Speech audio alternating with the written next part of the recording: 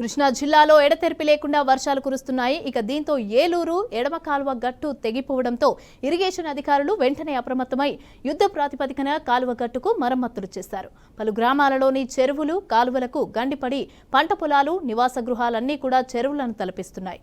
వరదల కారణంగా ఎలాంటి ప్రమాదాలు జరగకుండా అధికారులు తగిన చర్యలు తీసుకోవాల్సిందిగా ప్రజలు కోరుతున్నారు.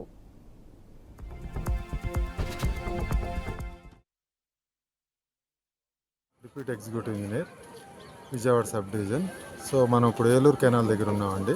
ఇప్పుడు ఏలూరు కెనాల్ ఆల్మోస్ట్ 29.5 km దగ్గర మన ఆత్కూరు యూటీ అని ఉంది.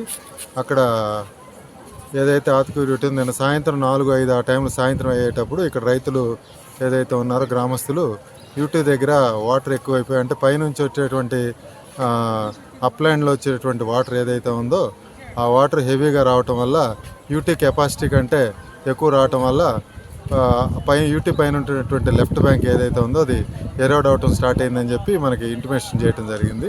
సో మనం వచ్చేసరికి ఆటోమేటిక్గా చాలా వరకు ఎరోడ్ అయిపోయింది.